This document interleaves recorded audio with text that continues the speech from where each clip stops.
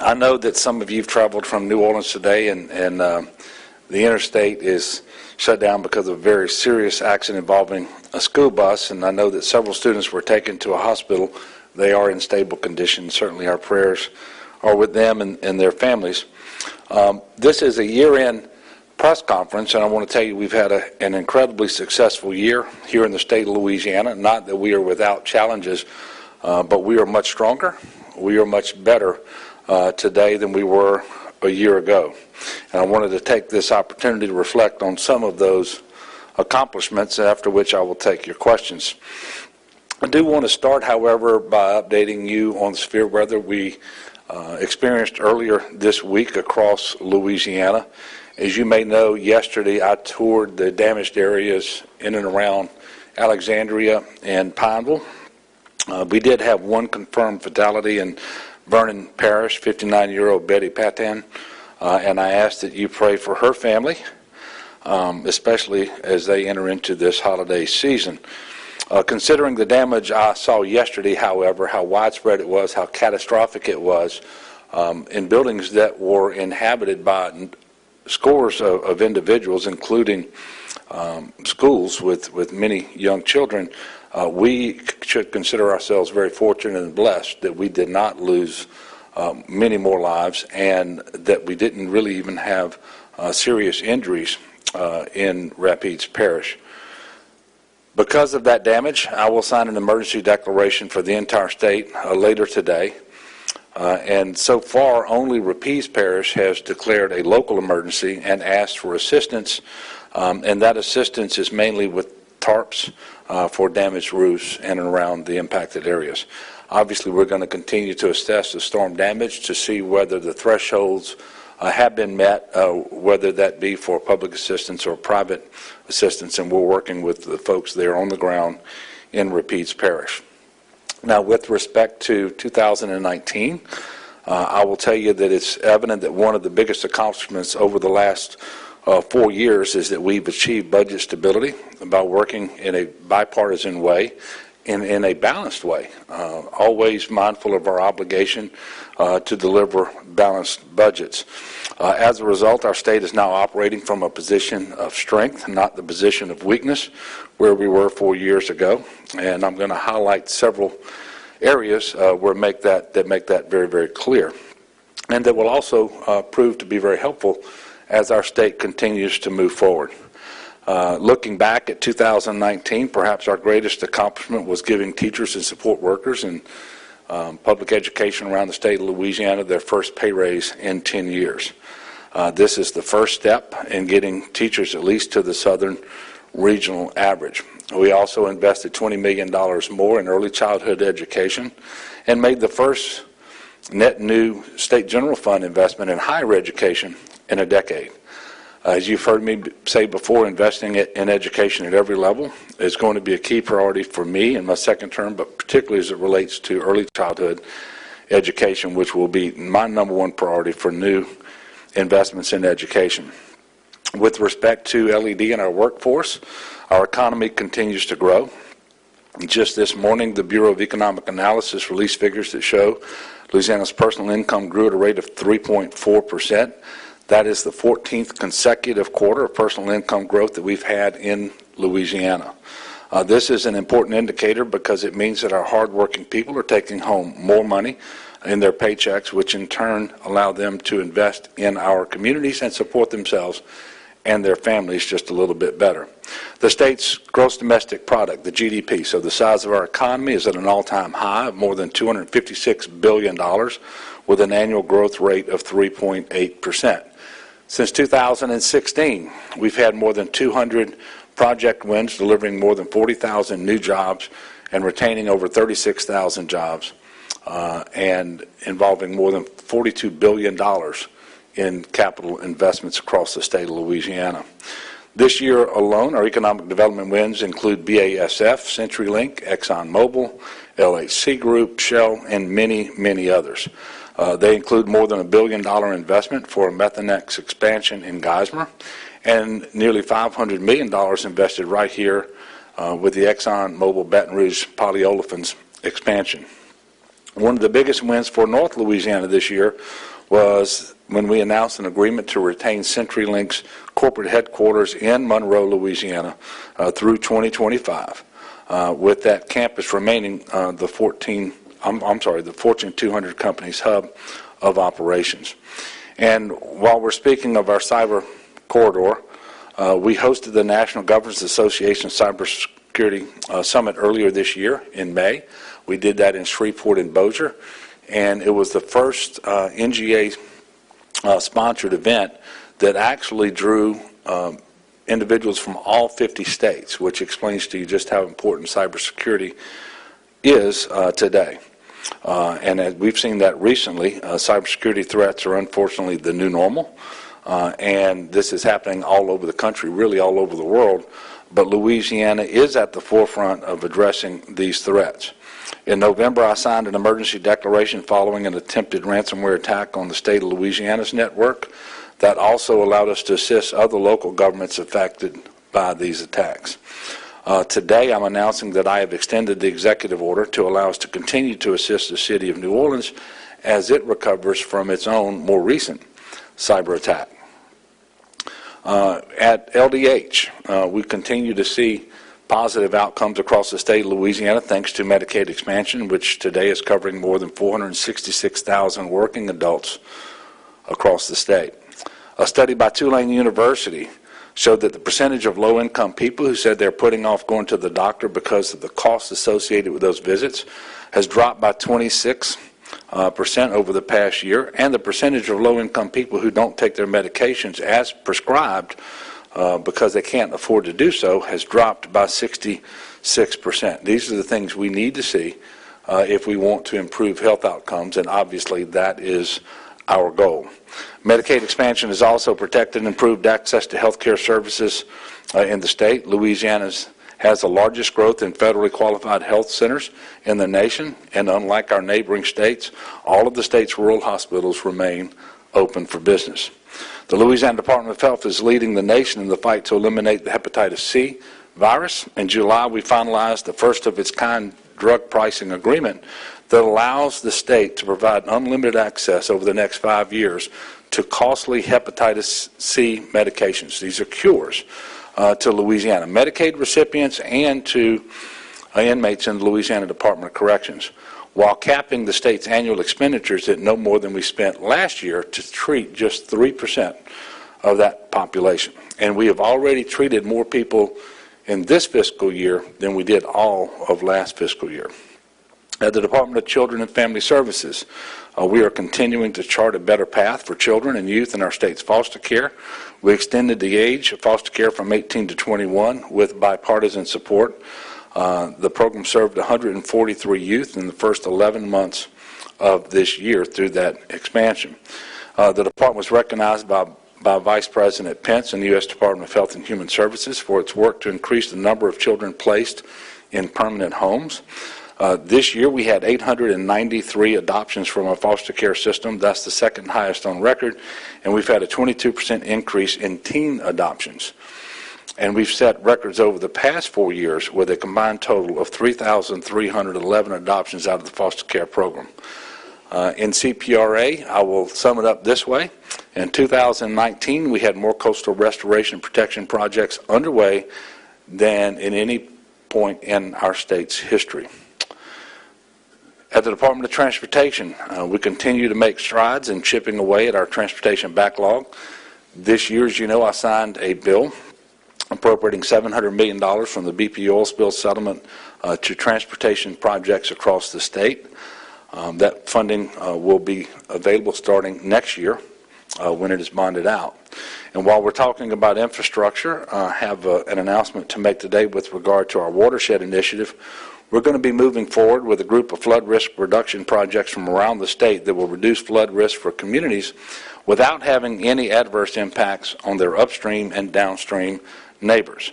And thanks to the hard work and commitment of people across the state of Louisiana, but particularly legislators such as Representative Dorothy Sue Hill, Representative Bernard LaBaugh, Representative Jack McFarland, Senator John Smith, Senator Jim Fannin, Senator Eric LaFleur and Senator Gerald Long and Senator Jay Luno, we've identified several state watershed projects, many of which will begin construction next year. And some of these projects include drainage improvements at the LSU Alexandria campus, about $3.7 million worth, work at Bayou Coquetry for $330,000, work at the Caney Creek Dam for $2.5 million, and the Bundy Creek Dam for $11.7 million. Together, these projects throughout the state will total more than $92 million, and the funding will be allocated from the $1.2 billion in federal flood mitigation funding that are for the Louisiana Watershed Initiative. And it's important to note that these projects will be funded separate and apart from the $100 million Round 1 funding, which is available for local governments to apply for. And in one final note, this week I also signed an executive order creating Louisiana's Complete Count Committee to help raise awareness of the U.S. Census and the importance of everyone in Louisiana to respond to that census, which will happen next year in 2020. We will have a formal census kickoff next year, and I am thankful to the 21 people who agreed to be on our Complete Count Committee. It is vital that every Louisianan participate in the census. That provides us an opportunity once every 10 years to take a snapshot of our population, but also we need to make sure that we're in the best possible shape to receive our share of federal resources as they are made available by the federal government. And on that very positive note, I look forward to 2020, and I hope and pray that it will be the best year ever for all of the people of Louisiana and certainly for our state. And I want to wish everyone a Merry Christmas. And I am now extremely happy to take your questions. Melinda. In terms of your approach to the executive budget proposal now that REC has not approved the forecast, are you going to take the same approach that you did earlier this year, which is work off the forecast that hasn't actually been adopted but that the economists recommended? Yeah, well, the indication we have is that the legislature, and I shouldn't say the legislature, the REC, but it's comprised of legislative leadership, at least 2 of the voting members of the REC, that they will adopt a forecast at some point. I don't know what it would be based on if it's not on the recommendations of the economists. And so we will work with a planning document that is based upon that figure, and that figure, by the way, being the lowest of the 2 increases recommended by the economists. And in this case, the lower figures were provided by the administration. And so we will work with those numbers in order to inform our spending plan for next year. The challenge, as you know, is I'm required to submit an executive budget to the legislature, but it can't be based on anything other than revenue that has been forecasted and recognized. Without that forecast, you can't really submit a budget without being out of compliance with the law when you do so. And so we won't have any choice but to proceed in a fashion that's very similar to what we did earlier this year. And, you know, that's unfortunate. This is just the second time that this has ever happened since REC was created, and it's the second time in 2 years. But with new legislative leadership coming on board in the middle of next month, hopefully we will be able to have an REC that will get back to functioning the way that it should. And by the way, it wasn't just the inability to come up with the general fund forecast to inform the executive budget proposal, but also it impacted our ability to do some other things like coastal restoration protection projects in Plaquemines Parish that required a BA7, but we couldn't do. And it's not just the general fund, as you know, it's also funding that comes from statutory dedications and self-generated revenues. Yes? Mr. Governor, you talked about increases to early childhood education, colleges, and teacher pay. Are those all increases you're going to propose in this year's budget? And if so, does that rely on the REC adopting a higher revenue forecast? Well, sure. I mean, first of all, you can't do anything without a forecast at some point, because just like it has to inform my budget proposal, it also has to inform the appropriations bill that gets passed by the legislature. So obviously that forecasted revenue would be part and parcel to these recommendations. Well, I do, and obviously it's contingent upon when we get the forecast made and what that forecast looks like. But these are all three critical areas to our future. You know, education cures a lot of ills. And while we made good progress this year, it was the first teacher pay raise in 10 years. It was the first net increase in state general fund for higher education in 10 years, and we still have one of the lowest expenditures per student in higher education in the nation. And with our goal set by the Master Plan for Higher Education, that by 2030, 60% of working age adults will have a post-secondary credential or degree, we kid ourselves if we think we can get there without net new investments in higher education. So it is my hope, it is my expectation that whether we submit an executive budget or whether we submit a plan, depending on what REC does or doesn't do, that it will contain education funding increases as strategic investments. How big of a teacher pay raise do you want to get this year? I'll announce that whenever I make that decision. But it's a function of what we're able to do, and I've been remarkably consistent on this. Over the next 2 to 3 years, I want to get at least to the Southern regional average. Part of that is not just through teacher pay raises, but it's also through funding the inflationary increase of the MFP as contemplated by the MFP itself, because half of that new funding would go to teacher pay raises when we do that. And then the incremental pay raise doesn't have to be as large in order to get to where we're going. So we're going to be working with legislative leadership, and obviously we have to have numbers from REC to inform what that's going to be. Yes, sir. So would this indicate that you still want to hold fast current taxation levels and that you still oppose an early rollback of the sales tax station? I do. Look, what we can't do is create the same problems for ourselves that we did years ago, where we used the fact that that the economy was performing very well, and we had budget surpluses from previous years to make decisions about what we were doing in the out years that ultimately caused us to have all of the budget instability, the multiple budget cuts that happened in each year for several straight years, and sometimes more than once a year. So when we address revenue, we need to do that by looking forward, and you do that in consultation with economists and with legislative leadership to see what we can do. We know that for example, when we talk about this, it's typically the 0.45% increase in the state sales taxes, which is what we're operating on. That is scheduled to sunset in 2025. So I believe that was the year that was selected by the legislature. I think it was prudent for a number of reasons, and we just look forward to making sure that we continue to have the stability that we need to make the critical investments in Louisiana.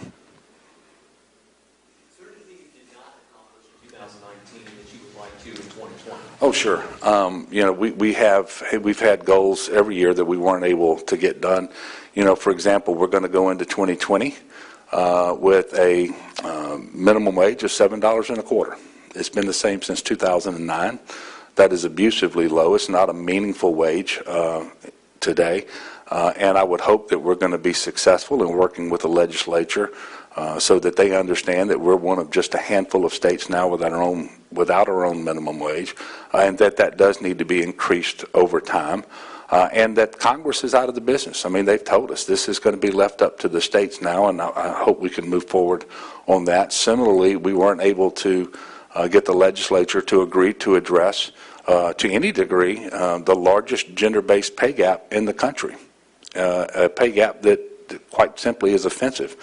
And we need to do better on that as well. So those are two things that come to mind right away.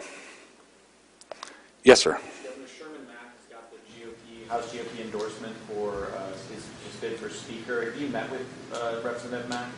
Yes, on a couple of occasions over the last several weeks, Representative Mack has called and asked to sit down and speak to me, and we've been able to do that. And I've met with others who then or now are seeking to be Speaker as well.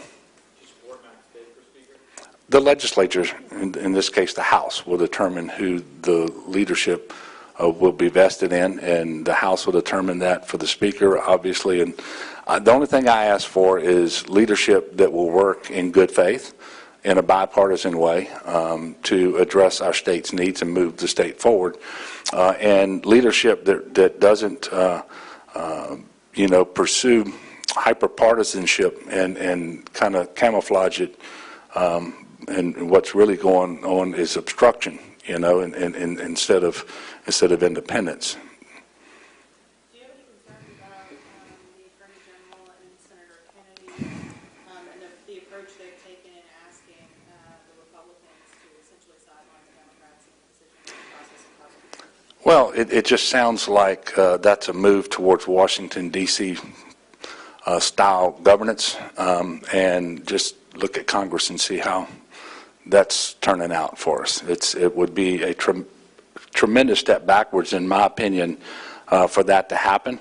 And I would hope that the legislators understand that, and the last thing that they should embrace is a move towards Washington, D.C. style governance, and that is based strictly on party. That's not been our tradition here in Louisiana.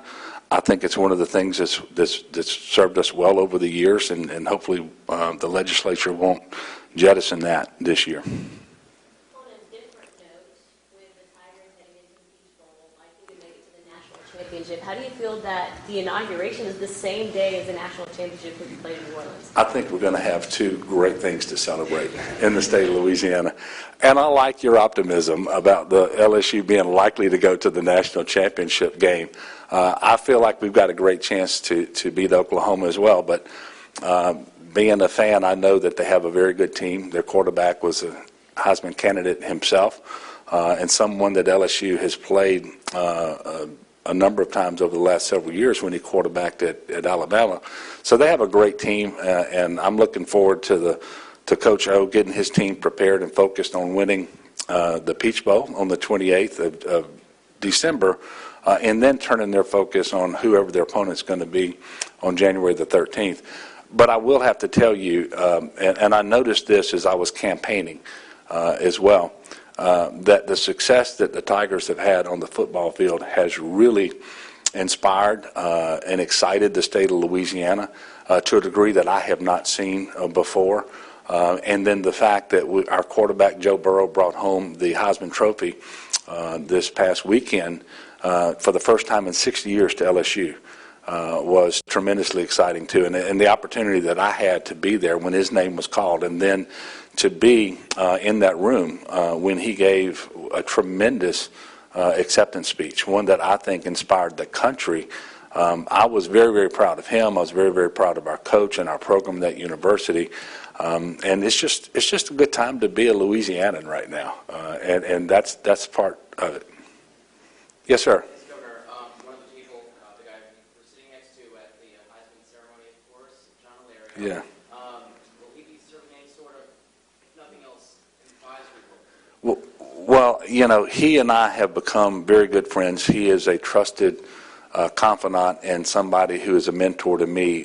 He literally has been in the legislature almost as long as I've been alive. And he, I think, has learned a great deal over those years. And so I would expect that at the very least he will take my calls and listen to me and give me his best counsel from time to time. And whether it's going to be more than that, I'm not sure.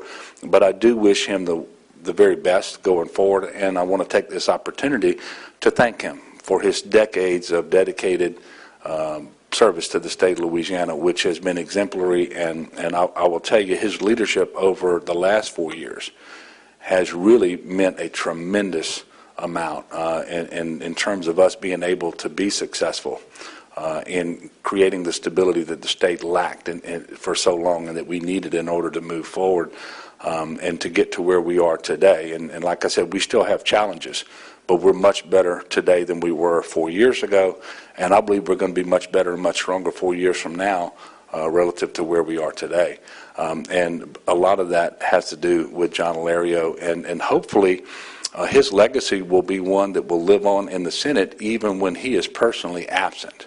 and that we'll find collegiality there and a sense of bipartisanship, and that people will actively seek to work together as legislators, but also work together with my office to make sure that we continue to move forward, and that they can take some inspiration from John Alario in doing so. On that subject, are there any staff changes you were ready to announce? Now, I think, Melinda, if you know me by now, if I was ready to announce them, I would announce them. If and when there were going to be additional changes, I will let you all know. I don't have anything to announce today. Yes, sir. Are there any red lines for you? A lot of Republicans have talked about tort reform being a top priority of them. Are there any red lines for you in terms of things that you would absolutely oppose, such as, the jury trial threshold or anything like that that you're sure? No, I'm not creating any red lines today, and I would point out that a compromise was available in the legislative session this year that the author of the bill chose not to accept, which indicated to me that he wasn't as much interested in legislating as he was in creating an issue for the election. Having been a legislator for 8 years, I know that if you have a bill that seeks 5 different objects and that bill is dead and you're given the opportunity to have 2 of them put into law, you always take that opportunity and you declare victory, and then you keep working on the other 3 if you're committed to them. That's not what they chose to do this year. So I know that there is some movement, some compromise that's possible, and quite frankly, I look forward to engaging with legislators and legislative leadership to make sure that happens in a responsible, balanced way going forward. Yes, sir. I think Jay Darden makes an excellent commissioner of administration. One more.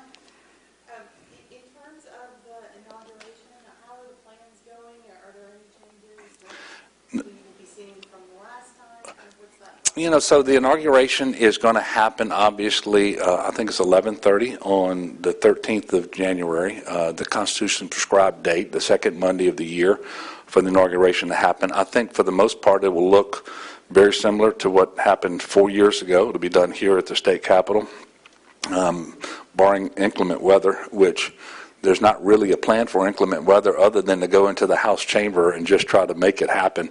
But it's going to look remarkably similar. The differences will be that we don't want to plan, pay for, and put all the energy into a ball for that night, knowing that the national championship game will be played in New Orleans, and while we hope and believe that LSU will be there, because it would be very hard to have a governor's ball without the governor, and I'm going to be at the Superdome. So we're not going to have the ball, but the inauguration itself will look very, very similar, and I think it's a day that the state can look forward to, and we'll have a new legislature in place by then. We're going to have new legislative leadership. I don't know whether the committee chairs and so forth will be announced, but we'll have a new speaker and we'll have a new president, and all of the statewide elected officials will be sworn in, and hopefully we're going to have good weather and we're going to be able to do it just as planned. Anything else? Well, I want to thank all of you, and again wish you nothing but the best in 2020 for your families and for your communities, and certainly for the state of Louisiana, and a very blessed and Merry Christmas. God bless you.